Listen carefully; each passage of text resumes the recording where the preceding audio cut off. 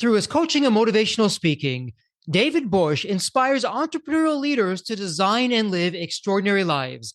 His passion for developing exceptional leaders and high performance teams translates into a high energy and powerful message that empowers individuals to live their dreams and change their world. David's captivating message and coaching system on how ordinary people can live extraordinary lives has become a life operating system for many influential leaders. With a unique blend of humor, insightful storytelling, and take home success strategies, David guides leaders on an inspiring ride, and he challenges them to get out of their comfort caves and become extraordinary cliff climbers in everything they do. Top industry leaders from across the nation have called on David to coach them and their teams to extraordinary levels of success and significance. And before we start the episode, a quick word from our sponsor, Deep Wealth and the Deep Wealth Mastery Program. Here's Sanjay, a graduate of Deep Wealth Mastery, and he says, the investment I made in the Deep Wealth Mastery Program, it's a rounding error compared to the value created today and the future value I'll receive. Or how about William, who says, and I love this, a company that's attractive to sell is also a great one to own. The Deep Wealth Mastery Program gives me the best of both worlds. Now, speaking of growth and adding value, check out what Leon says. He says that the Deep Wealth Mastery Program changed how and who we hire. We've now begun to hire talent today that we never would have hired if it weren't for the program. The talent we're hiring today is helping both increase our growth and profits and our future enterprise value. Man, I love that kind of feedback because it's that kind of feedback that's what gets me out of bed every day. Deep Wealth Mastery System, it's the only system based on a 9-figure deal. That was my deal. And as you know, I said no to a 7-figure offer, created a system that we now call Deep Wealth Mastery. And that's what helped myself and my business partners welcome from a different buyer, a different offer, a 9-figure deal. So if you're interested in growing your profits, preparing for a future liquidity event, whether that's 2 years away or 22 years away, and if you want to optimize your post-exit life, Deep Wealth Mastery is for you. Please email success@deepwealth.com. Again, that's success, SUCCESS at deepwealth.com. We'll send you all the information about Deep Wealth Mastery, otherwise known as the Scale for Ultimate Sales System. That's where you want to be. You want to be with other successful business owners, entrepreneurs, and founders just like you who are looking to create market disruptions. Whether you're a startup, whether you've been in business for 3 or 4 decades, whether you're manufacturing, whether you're high tech, SaaS, low tech, whatever the case may be, come in and network with other business owners, with other businesses just like you, because they all want to lock in their financial freedom and enjoy both success and fulfillment. Again, that's the 90-day Deep Wealth Mastery Program. It has your name on it. All you need to do is take the next step. Please send an email to success@deepwealth.com. Welcome to the Deep Wealth Podcast. Well, you heard it in the official introduction. We have a thought leader, an author, a speaker, an extraordinary coach who's all about not living an ordinary life, but living an extraordinary life. We're going to talk all about that. So welcome, David, to the Deep Wealth Podcast. It's great to have you in the Deep Wealth house here. And I'm curious, there's always a story behind the story. What's your story? What got you from where you were to where you are? Well, thanks for having me, Jeffrey. I'm super excited to get a chance to share with you and your audience today. And yeah, the short version of the story is the son of an entrepreneur family. Grew up where we had an American dream, where we wanted to go out there and chase the dream and make it happen. And my first dream was not to own a particular business, but to actually have a career in professional football. So my first story was I wanted to play professional football, but professional football didn't necessarily want me. I went to a really small high school, went on to get a football scholarship and kind of earned my way into a thing called arena football. And after I got done playing arena football and getting paid to play a game that I absolutely loved to do, and I felt like I had achieved a lot of the things I had set out to. Unfortunately, I suffered a career-ending lack of talent. I didn't have the level of talent that's necessary to go to the highest level, but I went to the beyond my own potential. And that was probably the biggest lesson that kind of taught me about what it meant to live an extraordinary life, which, you know, if you just look at the word extraordinary, it's defined in the dictionary as going above and beyond what's usual, regular, and customary. And the second definition is exceptional to a very marked extent. And when I talk about the word extraordinary or living an extraordinary life, I think a lot of people think of the second definition where it's an exceptional life. It's one like you had, Jeffrey, with the 9-figure exit. And it's like, wow, he had this amazing, extraordinary experience. He's got extraordinary wealth, power, privilege. But that's not necessarily the extraordinary that I'm talking about, because What I'm talking about is the idea of learning to go above and beyond what's usual, regular, and customary, and building that in, because you didn't get to your nine-figure exit because you did ordinary things. You did extraordinary things. You took extraordinary calculated risks. You worked extraordinarily hard. You worked extraordinarily smart. You continued to innovate. You adapted to change. And I think that's the message that I want to share with others, is to live an extraordinary life. You don't have to be extraordinary to start. You just have to be an ordinary person that's willing to go above and beyond what's usual, regular, and customary. And you can live an exceptional life to a very marked extent. You can end up doing things that many people may have told you that you weren't capable, you weren't smart enough, you weren't talented enough, you didn't have enough education, you're not good enough. And you can do all those things and basically have a little bit of bragging rights. And you can also make an extraordinary difference in the lives of a lot of different people. And I think that's one of the things that I love about the message of living an extraordinary life, is that people do what people do. And Yes. anytime somebody does something extraordinary, other people are oftentimes impacted in an extraordinary way. And sometimes it's your family, and sometimes it's your employees, sometimes it's your customers or clients, sometimes it's other entrepreneurs. Just by you hosting this extraordinary podcast, Jeffrey, you're impacting entrepreneurs in an extraordinary way. You're showing them what's possible, and people do what people do. So there's going to be somebody that maybe already that's going to build an extraordinary business and have an extraordinary exit, maybe even bigger than your big exit, because you taught them how to do extraordinary things that were just ordinary things, that they just went above and beyond what's usual, regular, and customary. And that's what I get a chance to do on a daily basis. I've been coaching people for the last 20 years to do extraordinary things and to become extraordinary leaders and to live extraordinary lives. And I'm excited to get a chance to share that with your audience today. Absolutely terrific. So much there to unpack. And by the way, for our listeners, in the show notes, it's a point and click. I really encourage you to pick up David's book, Live an Extraordinary Life, 6 Commitments to Live Your Dreams and Change Your World. And we're going to talk about that. By the way, David, you are incredibly modest, because not only did you play football at the University of South Dakota, you're an All-American. And then, as you mentioned, you played professional football with the Iowa Barnstormers. So you've been there, you've done that. I think you're being a little bit hard on yourself in that earlier comment that you made with the talent. You have the talent. Clearly, you have the talent. I'm curious, though, because I find it fascinating, from the sports arena to the business arena. There are so many parallels. And oftentimes, you won't be surprised by this, when I've had the privilege of working with people in the business world who come from the sports world. Wow, it's been really superstars in the business side of things, because they've transferred the skill sets, the experience. You've been on both. And for our listeners out there, what would you share? What were some of the biggest lessons for you growing up in sports and then taking that to the business world? What did you walk away with? What's part of your DNA that's forever changed because of your involvement in sports? I think that it's a very good question. I think that the first thing that I could come back to is that just in athletics, there's always a coach. I don't know of any athlete that doesn't have somebody that they're learning from. And I think that's a great model for business growth and for entrepreneurial growth or executive growth. If you don't have somebody that's speaking to your blind spots and awakening you to your potential and awakening you to the opportunities of how you can get better. There's a great old movie called Chariots of Fire. And I love the quote in that movie that the coach is talking to this Olympic runner, and he's watching him run. And after he gets done watching him run, which this is an Olympic runner, this is somebody that's at the very top of their game. And he says to him, I can get you 2 more seconds. I can shave 2 more seconds off of your run just by watching you run. And that runner couldn't have seen what that coach saw, because the runner was running. They were in the race. They were focusing in on their own perspective. So I think that athletes have that perspective. I do believe that they have some experience being coachable. And there's other opportunities, obviously, that you can do with music or other types of sporting events that are not traditional football, baseball, basketball, where you get a chance to be mentored. But I think that's probably one.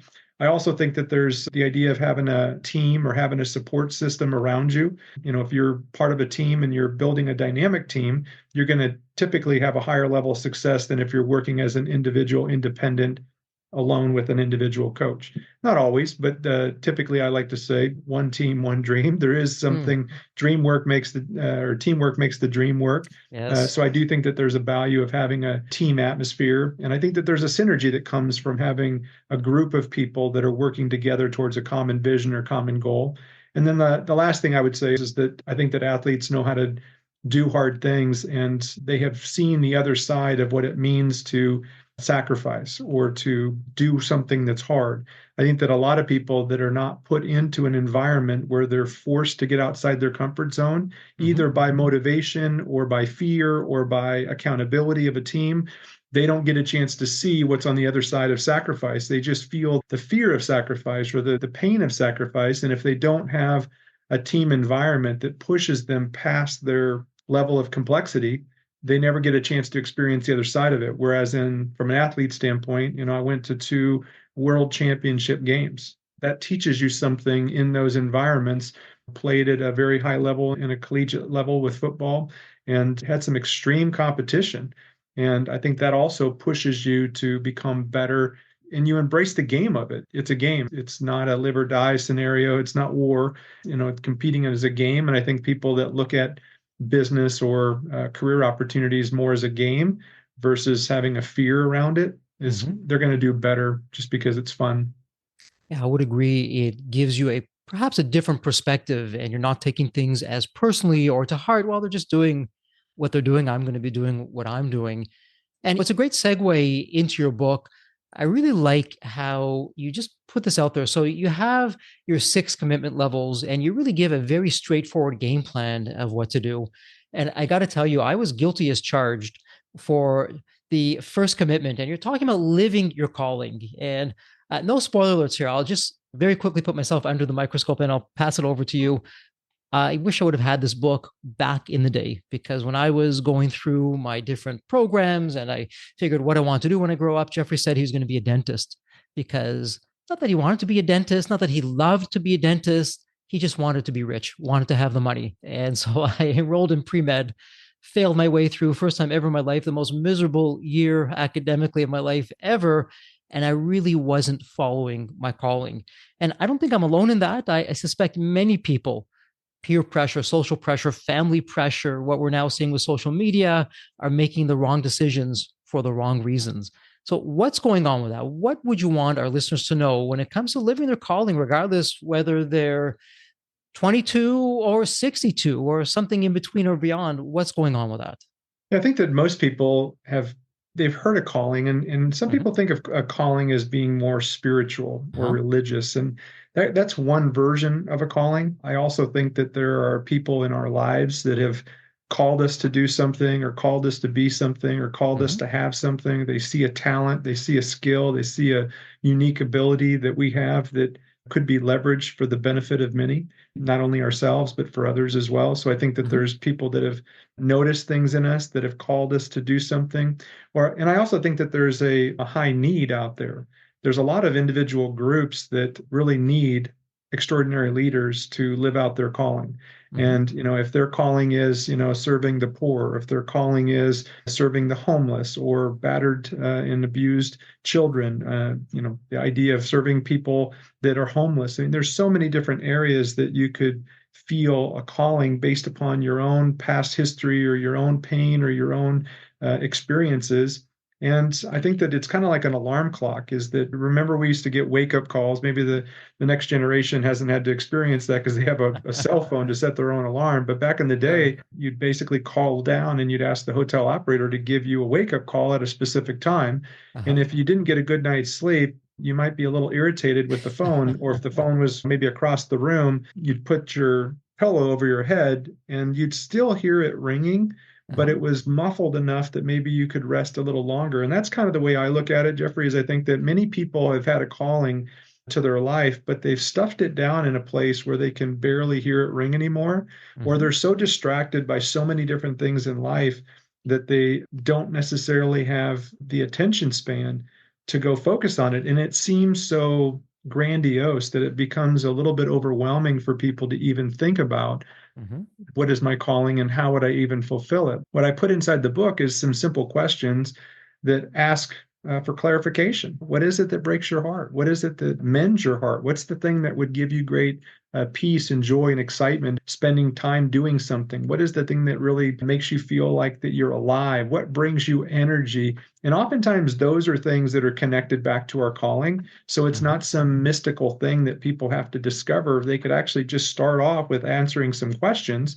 And obviously, with the help of a coach, they could get some guidance to gain clarity. But just like building a home, people would be very overwhelmed if they had to build their dream home.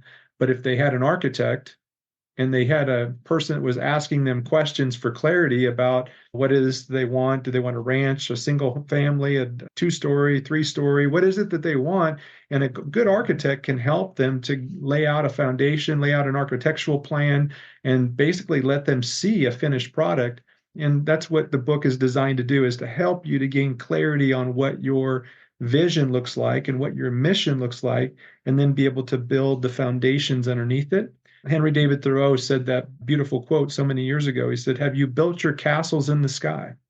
Good, Yes. that's where they should be. Now Yeah. let's build the foundations underneath them." So a calling is nothing more than just building your castle in the sky and understanding what that could be, what you could be doing to fulfill it, and what you would have if you were to answer the call.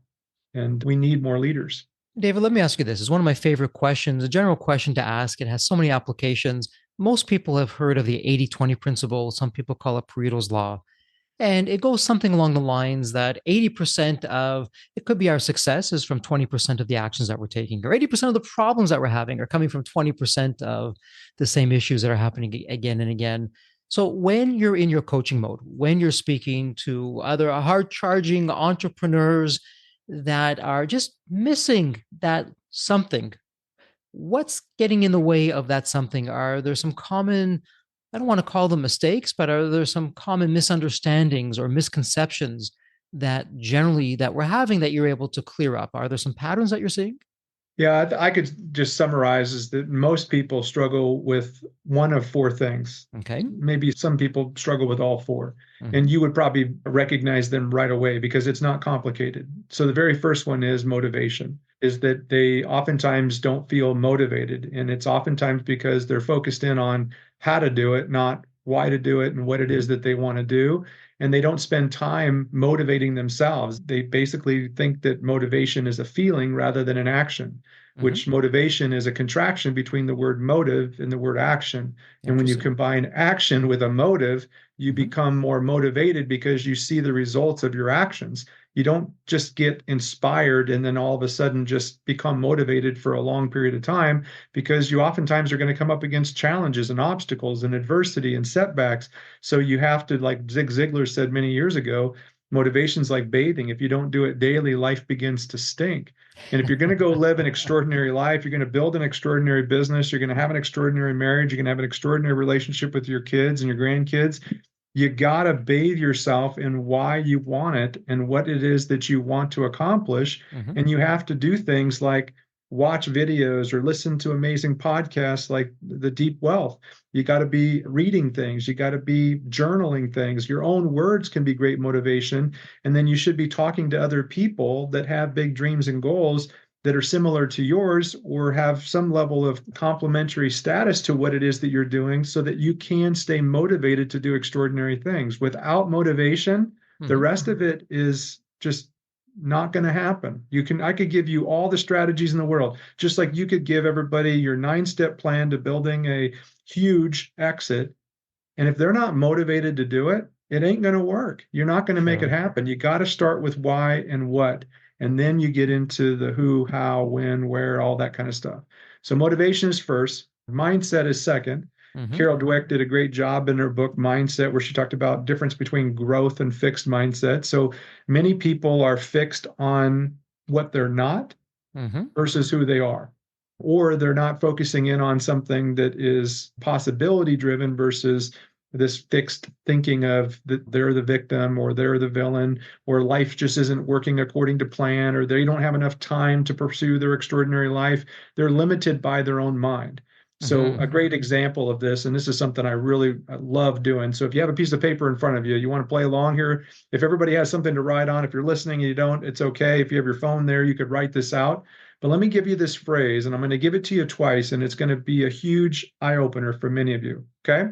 Mm-hmm. So write down the letters from left to right. I'm going to give it to you twice. So the first letter is O, P, P, O, R, T, U, N, I, T, Y, I, S, N, O, W, H, E, R, E. Let me give it to you one more time to make sure you got it right.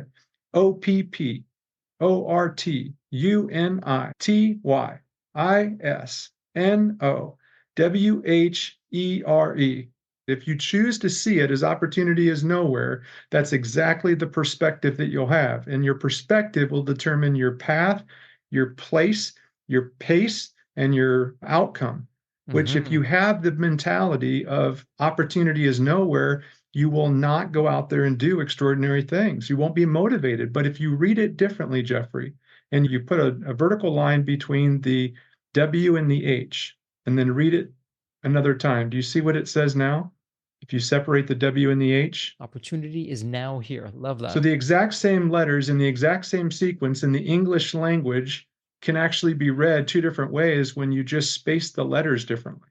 So Yeah. this is the power of perspective and the power of mindset. And a person with a growth mindset looks at their current circumstances and looks at their past failures and all of their opportunities and all that stuff, and they go, opportunity is now here. They Mm-hmm. don't look at it as opportunity is nowhere. And then the other two things are skill sets. Is that when and you were in the education field, you know the power of education and self-development. I mean, traditional education can make you a living, but self-education can make you a fortune. Uh-huh. And your skill sets are required to grow if you want to live an extraordinary life. And a lot of people are using old skill sets to solve new problems. Mm-hmm. And they have to develop new skill sets. They have to grow. They have to learn more, to become more, to achieve more, to earn more. And if you are stuck with an old thinking system, I believe that it was Einstein that said, yesterday's thinking won't solve tomorrow's problems. So you need to have a new set of skill sets, and that requires you to change. So if Mm-hmm. you're holding on to yesterday and you're not moving into tomorrow, you're not going to likely succeed at the same rate as people who are willing to change. And change is hard, but so is not changing. So just choose your hard, right? And then the final thing is action, right? So if you have motivation, if you have the right mindset, and if you have the skill sets, well, then it's action. Repetition is the mother of all skill. Extraordinary living and extraordinary lives are not created without action. It's oftentimes ordinary, mundane, common things that we do repeatedly, consistently, and we're committed to that for a period of time before we actually start to see those exceptional results to a very marked extent. So amazing, just perspective. And I love that where you put that line in between is how you see it or how you don't. And again, mindset, welcome to the art side of business, the art side of life. What a difference it makes. And David, you can tell me if I'm on base or off base with this, because I love what you said. If you don't have that motivation, you're just not going to do that work. And some people may use motivation or the word passion. I suspect it gets us to the same place. But would you agree that if we're lacking the motivation, maybe that's a sign that we're not living our calling, that it's our body speaking to us in a way that just our mind isn't seeing or feeling or thinking at that time? Yeah, I think that there's a lot of things that can cause demotivation, right? I Mm-hmm. mean, obviously, your current circumstances, there's a lot of people that are going through real difficult seasons. I mean, the Sure. mortgage rates are higher than they've been for a long time. And a lot of Mm-hmm. people that got into the mortgage business are, over leveraged themselves. And so they're struggling with keeping up with finances. And that can be Mm-hmm. very, I mean, that doesn't mean that you shouldn't stay in the mortgage business and you should move. It just might be the reality is your circumstances really suck. Mm-hmm. And the road to the success goes through the sewer. And sometimes Mm-hmm. you got to go through some crap to get to where you want to go to. And I think that can be very demotivating for people. But if they go back and remind themselves of why they got into the business or why they got into real estate or whatever it is that's important to them, and they remember what is it that I want to accomplish, if they go Mm-hmm. back through that bathing process of the what and the why, and then they maybe put some clarity as to when they could accomplish some milestones, a lot of people can accomplish more in the next 12 months than they could have accomplished in the last 12 years. Mm-hmm. with just focus Yeah. on what is it that you want, why is it that you want it, and when do you want it, and where are you going to spend your time to go get it, and who are you going to spend time with in terms of relational assets to get you to where you want to go. I can tell you this, if a person wants to live an extraordinary life and build an extraordinary business and have an extraordinary exit, and they're not spending time with Jeffrey Feldberg, that's a mistake. Why would you take away from an idea where you can talk to somebody, you can work with somebody and do an immersion process with a person that's already done it? An experience of others compresses time. So if you're Hmm. surrounding yourself with people and investing time with people that have already done what you want to do, you Hmm. can achieve 10 times faster results than if you did it on your own, just with a motivated attitude and a couple of motivational books and presentations or podcasts. So it's a whole Sure. bunch of different things I think that lead to demotivation, but a lot of it I think is just lack of clarity and current circumstances just being challenging. Hmm. Or I'll throw this in there with it. This is a little bit deeper, but there's three levels of beliefs. There's implanted beliefs that were given to us when we didn't even have a choice. We just grew up in a family. We were born into a family, born into a culture, born into a country, and those belief systems were given to us. Hmm. And then there were the imprinted ones that were given to us over time through our experiences and our failures. And Hmm. I think a lot of people are operating on their belief system that is fundamentally built on those two beliefs. And those beliefs, Jeffrey, Hmm. they may be lies. The Hmm. word beliefs is the word Sure. lie surrounded by B and S. And Uh-huh. so a lot of people are basically believing lies Yes. that their family told them, or their friends told them, or their teacher or their professor. I mean, very smart people and very trustworthy people that have loved you and cared for you, Yep. but they told you something that's not true about you. And they don't have that inspired belief, which is the third level of belief that's completely optional, but it's Hmm. available if people want to live an extraordinary life. So if they go out there and collect those inspirational beliefs, which is, I'm capable, Hmm. others can, so why can't I? Yeah. Having some of those inspirational thoughts can typically create extraordinary breakthroughs. And once people learn that strategy, that they can actually have inspired beliefs that can replace those past limiting beliefs or those fears and concepts that are not necessarily serving them or concerns, they can have extraordinary results faster than they ever thought possible. Couldn't agree more. And David, again, so much to unpack there. And you've been very kind with your words towards me. Although for our listeners who know my story and those who don't, hey, listen, if I had $1 for every mistake that I've made, every shortcoming, every setback, I would not have needed that 9-figure deal. I would have been well beyond that. But what you're saying is interesting. And it goes back to another saying. Actually, two sayings are coming to mind with what you're sharing. Again, Jeffrey, you're on base, off base. Jim Rohn, if I'm not mistaken, who said, we are the average of the 5 people that we spend the most amount of time with. And so for our listeners, who are you spending your time with? Are you spending your time with people who haven't been down this path before? The so-called know-it-alls who know better than you and you're buying into what they're saying? Or are you spending with people like David who've been down this path, who's working with entrepreneurs who are just creating a blazing trail? And a great case in point, actually, David, I was speaking to another podcast guest and the topic came up. If you think of Roger Bannister and the 4 minute mile, up until Bannister, people thought if you were to run a 4 minute mile, your heart would explode. It's impossible. No one can do it. Bannister didn't listen. Thankfully, he did it. And then shortly afterwards, people around the world started to break his 4 minute mile. So if you think about that, in all of human history, it never happened. One person shows the world is done. Hey, others follow. Seeing is believing. And off they go with that. And where I'm going with this, there's a method to my madness here, David.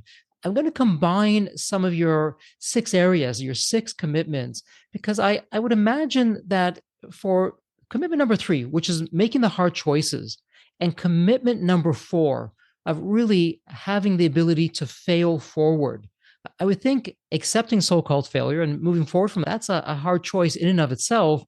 What would you tell our listeners about those two? Because I really see they're so related to one another. And by the way, I keep on going down this path and share, well, if you're not living your calling, if you're not engaging in your dreams, there's no way you're going to make those hard choices and there's no way you're going to fail forward. Would love your thoughts on that. Yeah, I think that the third individual commitment is to agree to do hard things. And Mm-hmm. I don't think that many people that are desiring growth in their relationships, in their finances, in their business. I don't think that they have made that as a part of a daily habit where they have, Mm-hmm. I mean, again, there's becoming more and more things. They're becoming popular, like cold plunges is like a hard thing that people are doing more of. So there are certain things that people are doing that are hard. It's on a systemic basis, most people are taking the path of least resistance versus the Okay. path of resistance. So I wrote the book, and I was a big fan of Sir Edmund Hillary and Tenzing Norgay, who were the first people to climb Mount Everest, which, depending on what you read, is one of the tallest mountains in the world. And Mm-hmm. it's 29,029 feet. And they chose to do something that was extraordinary, which Mm-hmm. was above and beyond what's usual, regular, and customary. They took one step at a time to Mm-hmm. climb up 29,029 feet. They agreed to go against the path of resistance. And because they did that, they were not only able to be recognized as heroes, but they were able to set a path for over 5,000 plus other people that have summited Mount Everest, including a person that was blind, and a 13-year-old teenager has now climbed Mount Everest because these two men and their team of hundreds of other people, as part of the Jaunt Hunt expedition, Mm-hmm. did something that was extremely hard. And so the question I have for the audience today is, if I was to go in there and look at your calendar, if I was to go in there and look at your accomplishments and your tasks completed, your habits in the last 90 days, could you be convicted as somebody that's doing things that are hard? And everybody has their own level of tolerance of hard. I'm not saying that you need to do the hardest things. I'm saying, have you agreed to do hard things? So when somebody says to you, Jeffrey, say, well, I want to really grow my business. And you go, well, I've got these 9 steps to help you. And they go, well, that sounds hard. And you go, I never said it was easy. It might be hard to do, but it's also hard not to do when you sell your Mm-hmm. business for half of what it's worth because you didn't Yeah. do these 9 steps.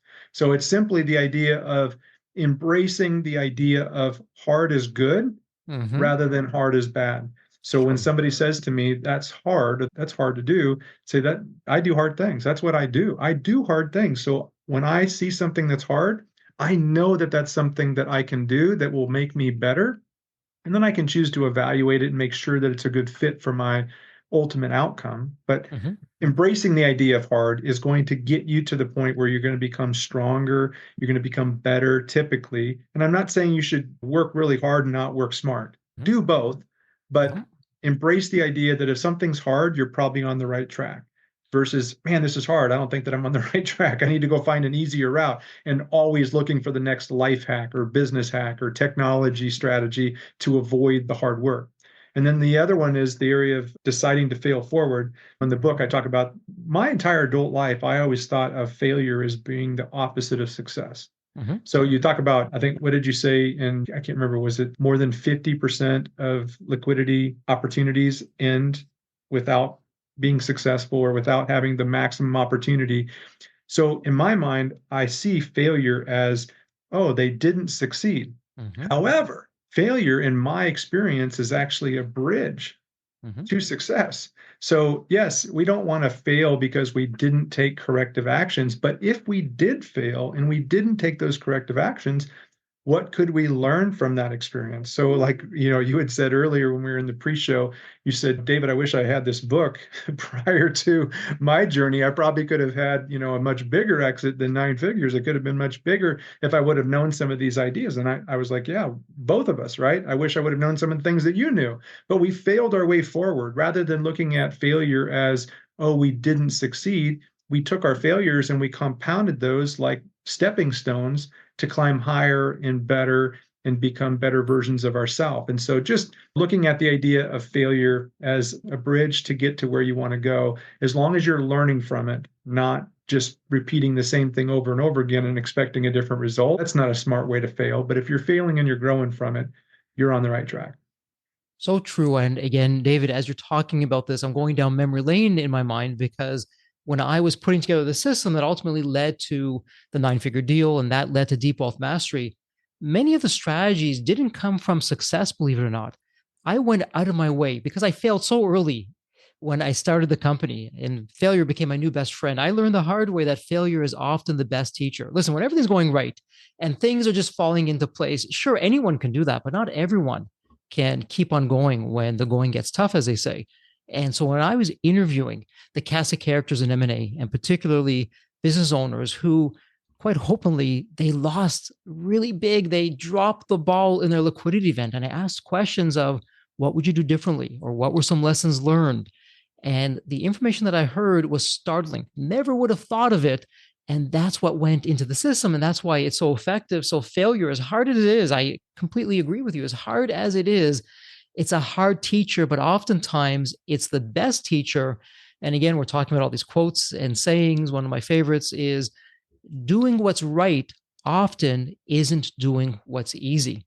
Sure, I can do what's easy, but it's probably taking that shortcut, which doesn't lead anywhere. But doing what's really the tough thing to do, that's the right thing to do because it'll get me to where I want to get to. And I want to ask you now, so as we're going through these different commitments, and I know openly, David, each one of these commitments, it could be an episode in and of itself. When we're looking at commitment number 5, expanding your perspective, and mindset to me comes into mind with that. And I love that opportunity is nowhere, or is opportunity now here? Just one different perspective. Off we go with that. And then with that perspective, I'm also going to tie in commitment number 6 of really having that resolve to achieve your goals.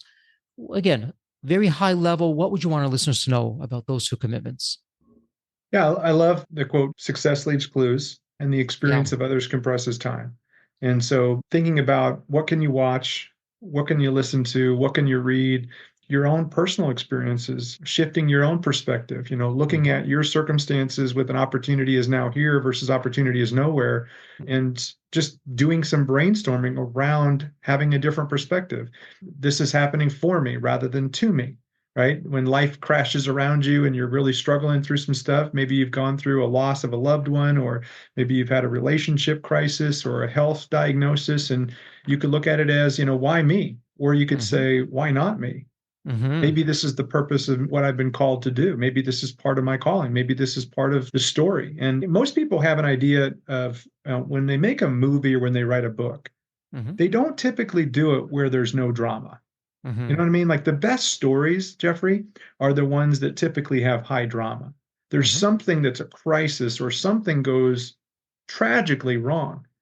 And then oftentimes, what is the ending of the story is they overcome the drama, they overcome the trauma, they overcome the victimhood or being a victim of a crime or a victim of a bad circumstance or a victim of somebody else treating them harshly.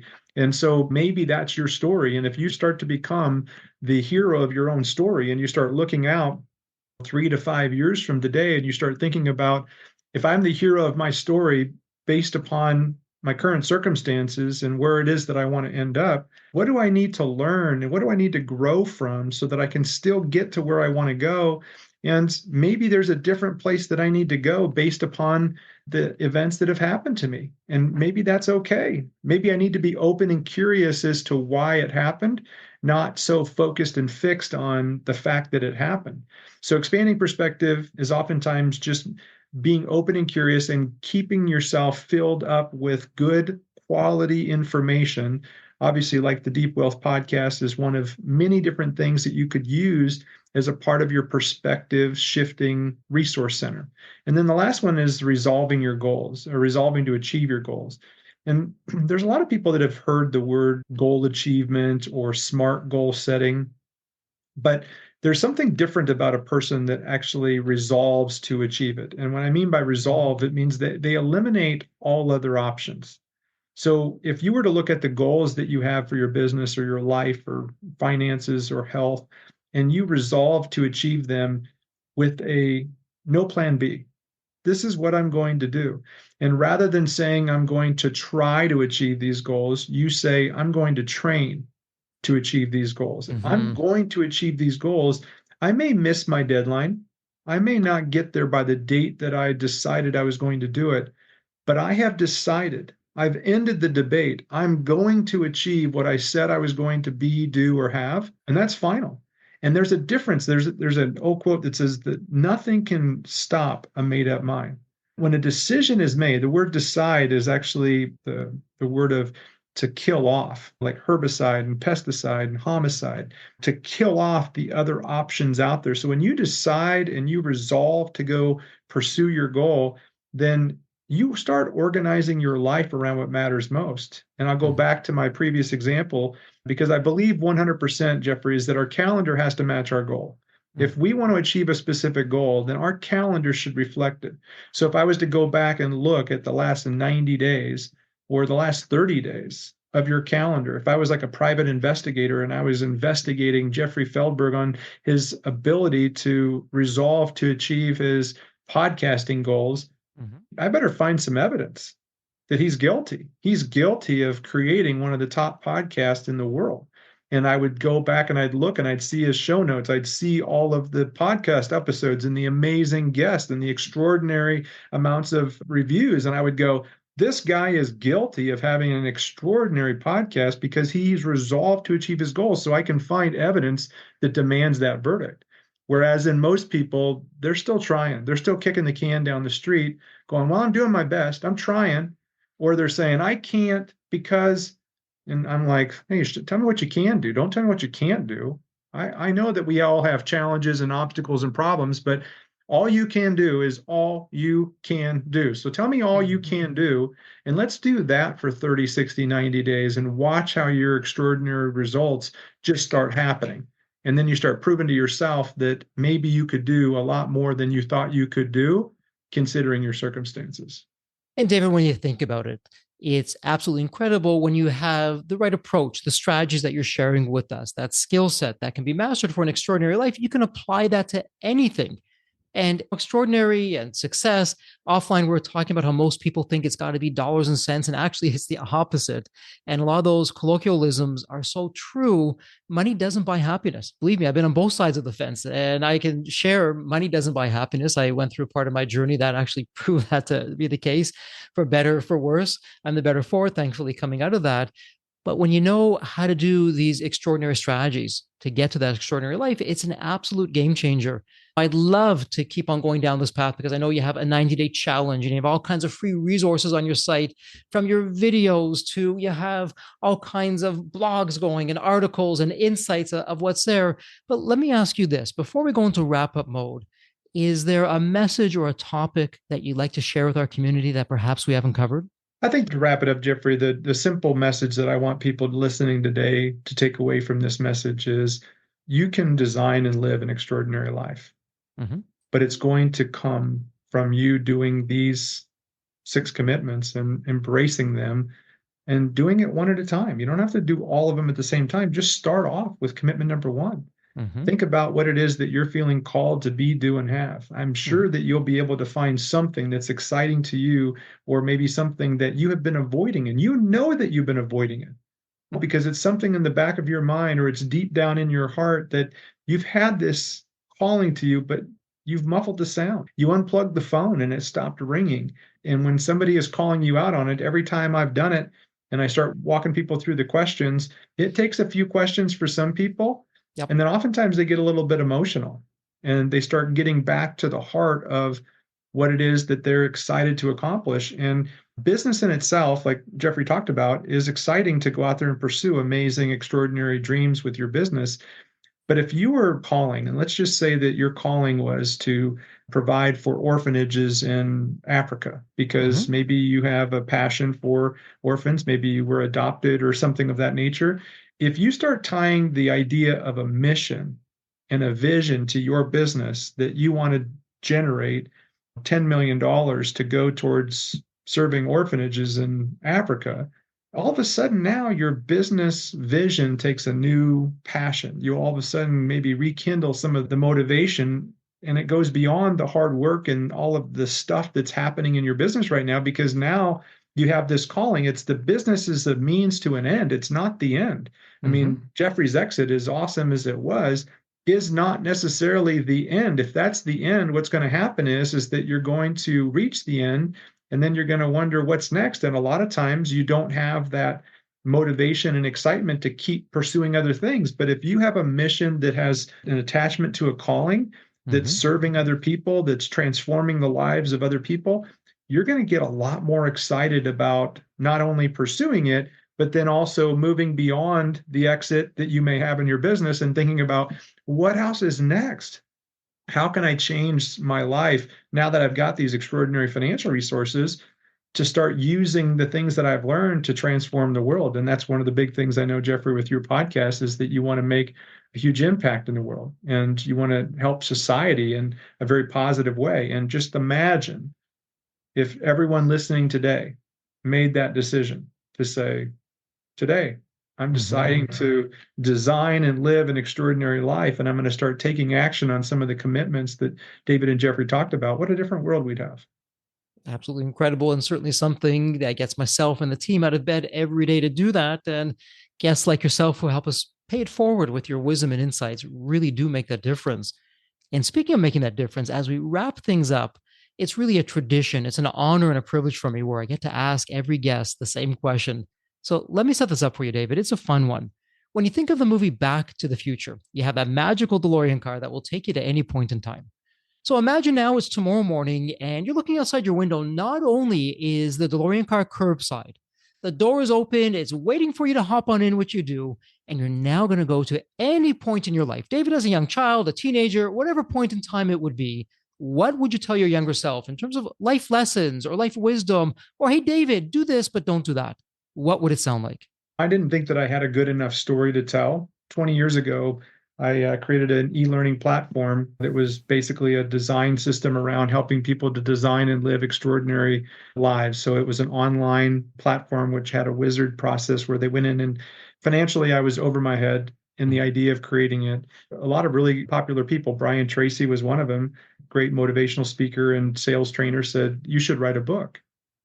And I didn't think that I was worthy of writing a book because I felt like that my story was second to the stories of other people. And I said, why do we need another book on living an extraordinary life? And I said, there's so many other books out there. I just want to be the creator of the platform that helps other people to design and live extraordinary lives. And I took a back seat. I rode shotgun and allowed other people to be the driver.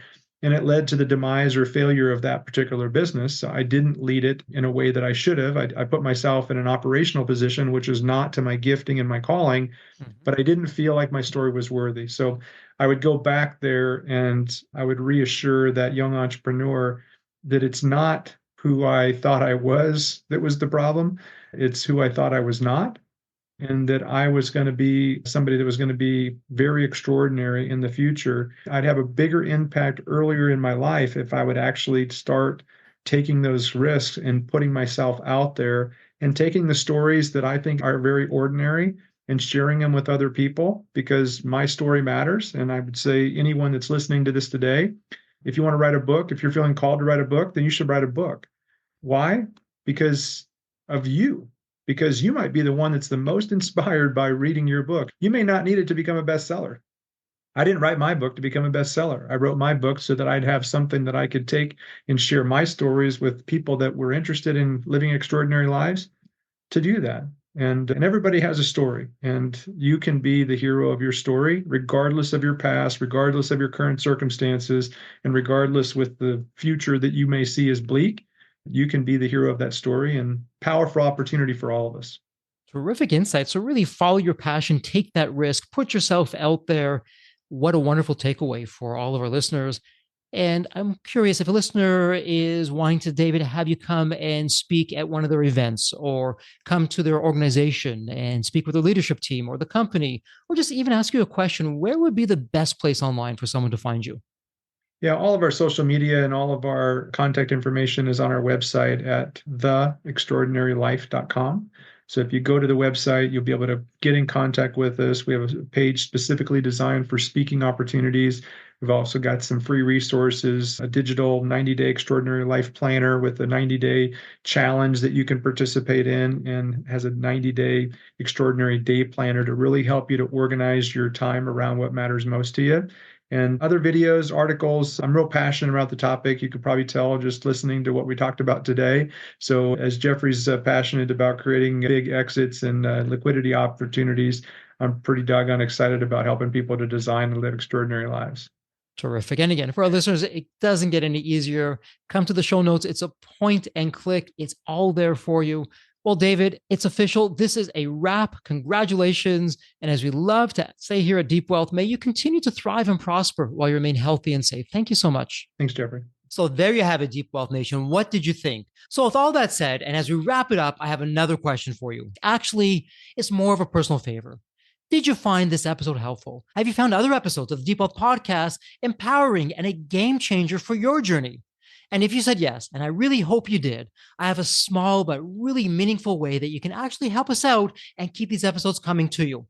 Are you ready for it? The dramatic pause. I'll just wait a moment. Drum roll, please. Subscribe. Please subscribe to the Deep Wealth Podcast on your favorite podcast channel. When you subscribe to the Deep Wealth Podcast, you're saving yourself time. Every episode automatically comes to you. And I want you to know that we meticulously craft every one of our episodes to have impactful strategies, stories, expert insights that are designed to help you grow your profits, increase the value of your business, and yes, even optimize your post-exit life and your life right now, whatever you want that to look like. And every time you subscribe and a fellow entrepreneur subscribes, it's a testament to how together, yes, we are changing the social fabric of society. One business owner at a time, one liquidity event at a time. So don't let the momentum stop here. Subscribe now on your favorite podcast channel. You'll never miss an episode. You'll be the first to hear from the top industry leaders, the innovators, the disruptors that are really changing and shaping the business world. And maybe you're commuting, maybe you're at the gym, maybe you're taking a well-deserved break that we spoke all about on this episode. The Deep Wealth Podcast, it's your reliable source for the next big idea that could literally revolutionize your business. So once again, please hit that subscribe button, stay connected, inspired, and ahead of the curve. And again, your next big breakthrough moment, it might just be one episode away. Maybe it was even this episode. So all that said, thank you so much for listening. And remember, your wealth isn't just about the money in the bank. It's about the depth of your journey and the impact that you're creating. So let's continue this journey together. And from the bottom of my heart, thank you so much for listening to this episode. And as we love to say here at Deep Wealth, may you continue to thrive and prosper while you remain healthy and safe. Thank you so much. God bless.